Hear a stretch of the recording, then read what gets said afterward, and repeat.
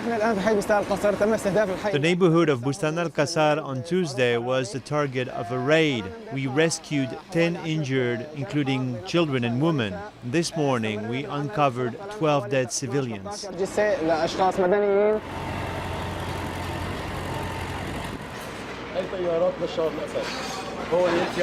The Air Force of Bashar al-Assad bombed areas inhabited by civilians who were going to work in the morning.